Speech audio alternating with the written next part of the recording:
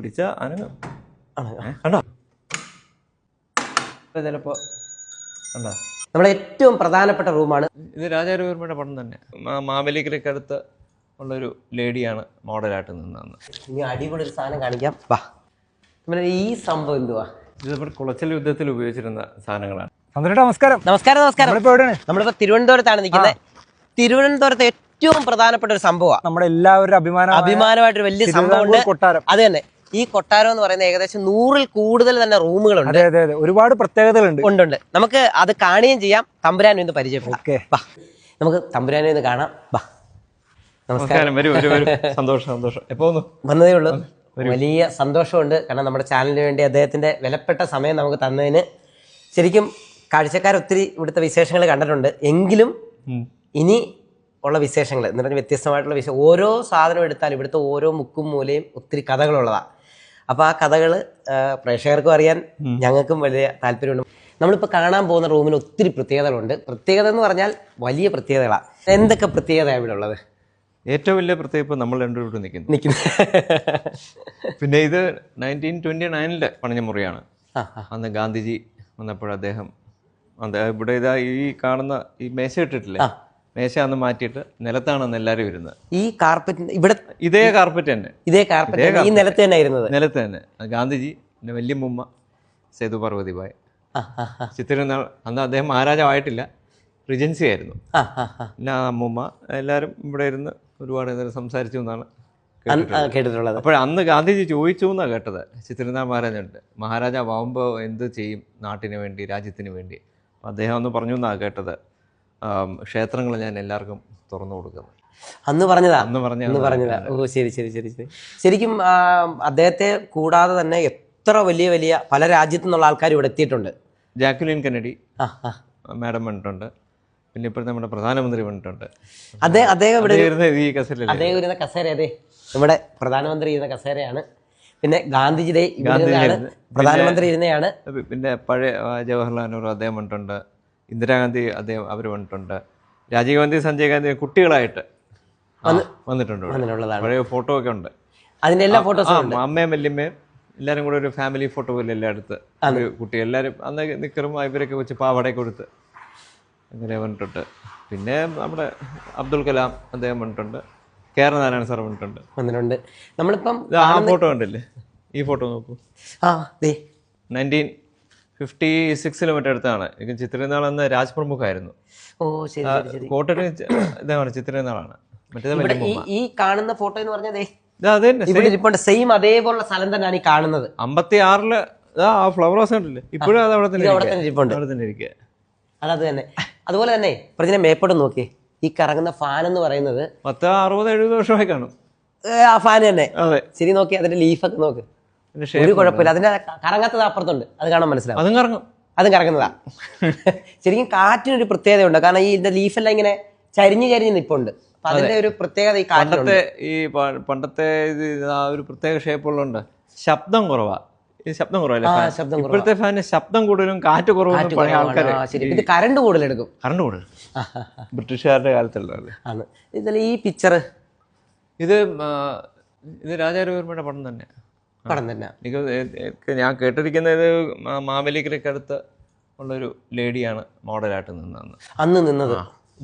കാലിന്റെ റിഫ്ലക്ഷൻ ഒക്കെ ഉണ്ട്. ഇതിന്റെ പ്രത്യേകത ഉണ്ടോ, ഈ കാലിന്റെ താഴെ നമ്മൾ കറക്റ്റ് അതിന്റെ എത്ര വർഷം പഴക്കമായിട്ട് പോലും ആ ഒരു ഓയിലിനൊരു ഒരു മാറ്റവും വന്നിട്ടില്ല. കണ്ടോ, ഇത് ദൂരം കൂടുന്തോറും പിക്ചറിന്റെ ക്വാളിറ്റി ഇങ്ങനെ കൂടിക്കൊണ്ടേയിരിക്കും. പ്രതിനെ സ്റ്റെയർ കേസ് നമ്മൾ പലതും കണ്ടിട്ടുണ്ട്.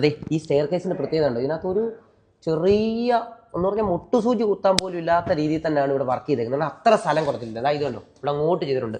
ഇതിന്റെ ഓരോ കാലുകളും അന്ന് കടച്ചിലില്ലാത്തൊരു സമയമാണ്. ഈ കടച്ചിലില്ലാത്ത സമയത്ത് കൈപ്പണി എന്ന് പറയുന്ന രീതിയിൽ തന്നെ ചെയ്ത സാധനങ്ങളാണ് ഇതെല്ലാം. ഇത് പണ്ട് ഇവിടെ കാർപ്പറ്റ് ഉണ്ടായിരുന്നു. അപ്പൊ കാർപ്പറ്റ് ഇങ്ങനെ വീഴാതിരിക്കാൻ വേണ്ടി ലോക്ക് ചെയ്യാൻ വേണ്ടി വെച്ചത്. അപ്പൊ ഈ സെന്റർ മാത്രം കാർപ്പറ്റ്. അതെ. ഇത് കണ്ടില്ലേ ഈ തടി, ഈ തടി ഏതാണെന്നറിയോ? എനിക്ക് തടി കുറവായതുകൊണ്ട് വലിയ പിടിയില്ല. ഈ വിളക്ക് നമ്മൾ കൊട്ടാരത്തിലാണ് നിൽക്കുന്നത്. ഈ വിളക്ക് കണ്ടോ, ലോകത്ത് 2 പേരുടെ കയ്യിൽ മാത്രമാണ് ഇതുള്ളത്. ഇത് കണ്ടോ, ഇതിൻ്റെ വർക്കിൻ്റെ പ്രത്യേകത കണ്ടോ. ഇത് അയിലൂരുള്ള നമ്മുടെ ഏറ്റവും പ്രിയപ്പെട്ട സുഹൃത്ത് ചെയ്തതാണ്. ഒന്ന് നമ്മുടെ ശിലാ മ്യൂസിയത്തിൽ എത്തിയാൽ കാണാൻ പറ്റും.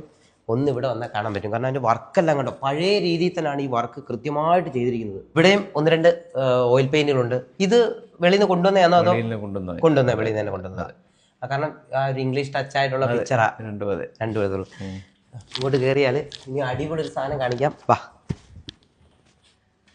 ഈ സംഭവം എന്തുവാ? ഇത് നമ്മുടെ കുളച്ചൽ യുദ്ധത്തിൽ ഉപയോഗിച്ചിരുന്ന സാധനങ്ങളാണ്. കുളച്ച് യുദ്ധത്തിൽ ഉപയോഗിച്ചതാ. 1741 അല്ലേ? 1700 കേട്ടോണം. 1741. അതെ. അന്ന് ഡച്ചും ട്രാവൻകൂറുമായിട്ടുള്ള യുദ്ധത്തിൽ ഡച്ചുകാർ എതിരായിട്ട് യുദ്ധം ചെയ്യാൻ വേണ്ടി ഉപയോഗിച്ചിരുന്ന. അപ്പൊ ഇതിന് വെയിറ്റ് എന്ന് പറഞ്ഞാൽ ചെറിയൊരു വെയിറ്റ് അല്ലല്ലോ. നല്ല വെയിറ്റാ. നല്ല വെയിറ്റ്. അപ്പൊ നമ്മൾ മനസ്സിലാക്കേണ്ട അന്നത്തെ ആൾക്കാരുടെ ആരോഗ്യം എത്ര ഉണ്ടെന്നുള്ളതാ. ദേ ഇതിന്റെ വലിപ്പം എന്ന് പറഞ്ഞാൽ നോക്കിയേ, നമ്മൾ അത്രയും ക്യാമറ കന്നി പോലും നാട്ടെ അതിന്റെ വലിപ്പം കണ്ടോ, അത്ര വലിപ്പമാണ്. അന്ന് ഈ യുദ്ധത്തിൽ ആദ്യമായിട്ട് ഒരു വിദേശ ശക്തിയെ തോൽപ്പിക്കുന്നത് നമ്മുടെ തിരുവിതാംകൂറാണ്. 1741. അന്നാണ്. അപ്പൊ നമുക്ക് മനസ്സിലാക്കേണ്ട ഒരു കാര്യം, മാർത്താണ്ഡവർമ്മ മഹാരാജ. അത് തന്നെ ആ ടൈമിൽ ഡച്ചുകാരെ തോൽപ്പിക്കുന്നത് ചെറിയ കാര്യമല്ല. നമ്മുടെ ഏറ്റവും പ്രധാനപ്പെട്ട റൂമാണ്. നമ്മൾ ഫ്രണ്ട് കയറി വരുമ്പോൾ തന്നെ കാണുന്ന പിക്ചറൊക്കെ എന്ന് പറഞ്ഞാൽ ജീവൻ തുടിക്കുന്ന പിക്ചറാണ്. അതിന്റെ കാര്യങ്ങൾ നമുക്ക് തമ്പുരാനോട് ചോദിക്കാം. ഈ പിക്ചറിന്റെ പ്രത്യേകത എന്തുവാ? എല്ലാവർക്കും അറിയാം, പക്ഷെ എങ്കിലും അതിന് ഒത്തിരി പ്രത്യേകതയുണ്ട്. There comes പപ്പ. ഇത് അദ്ദേഹത്തിന്റെ മകളാണെന്നാണ് അറിയപ്പെട്ടിരിക്കുന്നത്, മഹാപ്രഭ തമ്പുരാട്ടി. ഇപ്പോഴും പിക്ചറിന്റെ പ്രത്യേകത എന്ന് പറഞ്ഞാൽ ലൈറ്റ് വീഴുന്ന പോലെ എല്ലാം പറഞ്ഞ ലൈവ് പിക്ചേഴ്സ് ആണല്ല. അതിന്റെ പ്രത്യേകതയാ. ഇതിന്റെ പലരും പറയാറുണ്ട് ഇത് രണ്ടാമത് വരച്ച. ഞാനും അത് വെളിയിൽ വിദേശത്ത് എക്സിബിഷന് പോയിട്ട് ഇത് പ്രൈസ് കിട്ടി. അത് കഴിഞ്ഞ് തിരിച്ചു വന്നപ്പോൾ അദ്ദേഹം തിരിച്ച് ഇതിനെ ആഡ് ചെയ്തു എന്നാണ് കേട്ടിരിക്കുന്നത്. രണ്ടാമത് വരച്ച പലരും ഇങ്ങനെ പറഞ്ഞിട്ടുണ്ട്. ഇതിനകത്ത് വർഷമൊക്കെ ഉണ്ട് 1893. അത്രേ ഉള്ളൂ. അപ്പൊ എത്ര വർഷമായി ഇപ്പൊ? അപ്പൊ അടുത്തത് പല വീഡിയോസും ഞാൻ ഇദ്ദേഹത്തിനെ കണ്ടിട്ടുണ്ട്. അപ്പൊ പല വീഡിയോയിൽ ഇദ്ദേഹം പ്രധാനമായിട്ട് പറയുന്ന ഒരു കാര്യമാണ്, ഇദ്ദേഹം നശിപ്പിക്കാതെ ഇത്രയും നാൾ തൊടാതെ വെച്ചിരുന്നത്. ഇതിങ്ങനെ പൊക്കിയെടുക്കാം ഇവിടുന്ന്. ഇതൊരു പീസാണ്. ഇങ്ങനെ ഒരു പീസ്, ഇങ്ങനെ ഒരു പീസ്, ബേസ് ഒരു പീസ്. വയറ് കണ്ടോ അടിക്കൂടെ പോയിരിക്കുന്നത്. ഭൂമിയുടെ വയർ വെളി കാണാനില്ല, ഇതിന്റെ അടി കൂടെ തന്നെ പോയിരിക്കുന്നത്. ശരിക്കും ചെറുപ്പത്തിൽ കുസൃതി കുറവായിരുന്നല്ലയോ? അങ്ങനെ ആവശ്യത്തിനൊക്കെ ഉണ്ടായിരുന്നു. അപ്പൊ ഇതേ മാത്രം തുടരുന്ന പറഞ്ഞിട്ടുള്ളത് ഇതായിരുന്നു. ഇത് പൊട്ടും, മറ്റേത് എന്റെ തല കൂടെ വീഴുന്നത്. മാത്രമല്ല ഇത്രയും വർക്ക് എന്ന് പറയുമ്പോൾ ചെറിയൊരു കാര്യം, ഫുൾ മാർബിൾ അല്ലേ? മാർബിളാ. ഒന്ന് പിടിച്ച കണ്ടോ? ഇപ്പോഴും ആ കുസൃതി ഒന്നും വിട്ടിട്ടില്ല. അല്ല, തട്ടിയപ്പോ ലൈറ്റ് ഒന്ന് കത്തിയല്ലോ. അതെന്തോ ഒരു ചെറിയ ലൂസ് കണക്ഷനാ, ചെറിയ എന്തോ. അതാണ്. അതുപോലെ ഈ ഡ്രാഗന്റെ ആണല്ലോ കൂടുതലായിട്ടുള്ള ഇതൊക്കെ പിന്നീട് വന്നത് വെളിയിൽ നിന്ന് കൊണ്ടുവന്ന ജാപ്പനീസ്, ചൈനീസ് ഡ്രാഗൺസ് ഒക്കെ കൂടുതലും അങ്ങനെ വരുന്നത്. ഇപ്പം ഇത് പണ്ട് മൾട്ടിപർപ്പസ് ആണ്. അടിയിൽ പുസ്തകമൊക്കെ വെക്കാൻ പറ്റും. എന്നിട്ട് ഇത് കറക്റ്റായിട്ട് ഇതിനൊത്തിരി പ്രത്യേകത ഉണ്ടല്ലോ. ഇതിപ്പോഴും നിന്നുപോയി. ഇനിയിപ്പോ വൈകിട്ട് വൈൻഡ് ചെയ്യണം. അല്ലെങ്കിൽ ഇപ്പൊ മണി 8:40 അല്ലേ? ഇപ്പൊ വൈൻഡ് ചെയ്യണമെങ്കിൽ ഇത് ഫുള്ള് കറക്കണ്ടേ. അപ്പൊ ഒരു രാത്രി ഒരു 8:45 വൈൻഡ് ചെയ്താൽ കറക്റ്റ് ആയിരിക്കും. ആ ടൈമില് പിന്നെ പണിയില്ല. എത്ര നാൾ ഓടുന്നത്? ഒരാഴ്ച ഓടും. ഇത് ഏകദേശം എത്ര വർഷം പഴക്കം കാണും? ഇതും 10-70 വർഷം. 70 വർഷം. ഇത് എവിടുന്നാ വന്നത്? നല്ല സൗണ്ടാണിത്. നല്ല അടിക്കുന്നതൊക്കെ കേട്ടാലേ ഒന്ന് കേട്ട് നോക്കാൻ. എന്തായാലും നിന്നിരിക്കല്ലേ, തുറക്കുന്നതിനൊക്കെ പ്രത്യേക വശമുണ്ട്. എന്നൊക്കെ ജീവിയാണ്. ഒരു തട്ടൊക്കെ കൊടുത്താൽ ചിലപ്പോ കണ്ടോ, എവറി 15 minutes ഈ ചെറിയ ബെൽസ് അടിക്കും. പിന്നെ അത് കറക്റ്റ് 9 മണിയുടെ 9. ഇനിയിപ്പോ രാത്രി 9 മണിക്ക് വൈൻഡ് ചെയ്താൽ മതി. ഇനി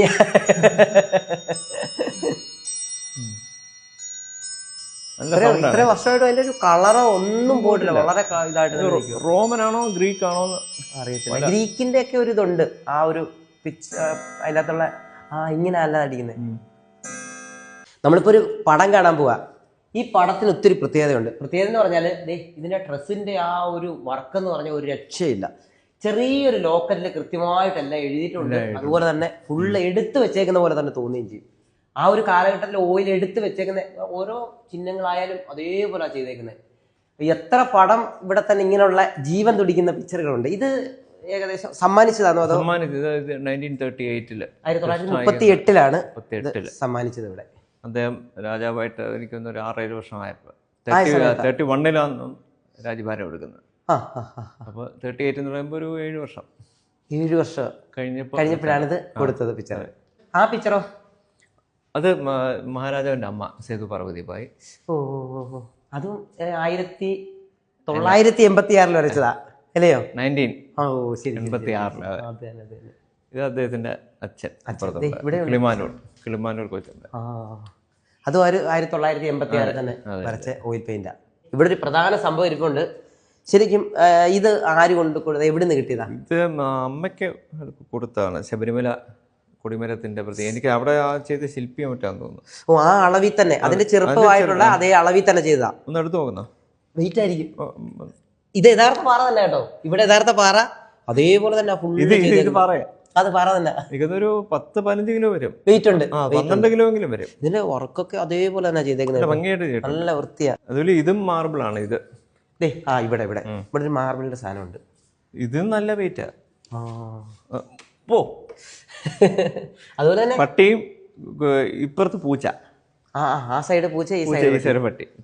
വൈറ്റ് മാർബിളിൽ തന്നെ ചെയ്തു. മാർബിളിൽ തന്നെ ചെയ്ത ഇതൊരു ക്ലീനിങ് സൊല്യൂഷൻ ഉണ്ട്. അതിനൊന്ന് ക്ലീൻ ചെയ്യണം. ഇതിലുണ്ട് പട്ടിയുടെ മുടിയുണ്ട്. ഇതെങ്ങനെ അതുപോലെ തന്നെ ഇദ്ദേഹത്തിനെ ആ ഒരു നോട്ട കറക്റ്റ് ഇയാളെ നോക്കുന്നു. അത് കൃത്യതയാ അതുപോലെ ചെയ്തേക്കുന്നത്. ഇത് ഓണവില്ല് വലിയ പ്രത്യേകതയുള്ളൊരു സംഭവം. ഓണവില്ല അത് തിരുവോണത്തിന് കൊടുക്കുന്ന അത് പത്മനാഭസ്വാമി ക്ഷേത്രത്തില് സമർപ്പിക്കുന്ന ഇത് ആനന്ദസേനം ദശാവതാരം 6 വില്ല.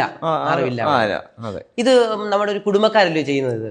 ഇത് കുടുംബക്കാരായിരുന്നു. ഇത് മറ്റേ ആ ഒരു ഇതിന്റെ മാത്രമായിട്ട് ഫാമിലി പഴയ പാരമ്പര്യമായിട്ട് ചെയ്തോണ്ടിരിക്കുന്നതാ. അപ്പൊ ശരിക്കും ഇതിനകത്ത് ഈ ഉപയോഗിച്ചിരിക്കുന്ന കളറുകളൊക്കെ നാച്ചുറൽ കളർ തന്നെ, നാച്ചുറൽ കളേഴ്സ് തന്നെ ഉപയോഗിക്കുന്നത്. ഈ പ്രത്യേകം പൂജയൊക്കെ ചെയ്ത് അവരെ വ്രതമൊക്കെ എടുത്ത് വരയ്ക്കുന്നതാ. എന്നിട്ട് ഈ ഒരു ദിവസം ഈ തിരുവോണത്തിനന്ന് മാത്രം അന്ന് സമർപ്പിക്കും. അവിടെ സമർപ്പിക്കും. എന്നിട്ടാണ് ബാക്കി വെളിയിലുള്ളവർക്ക് ഇത് കൊടുക്കുന്നത്. അതെ.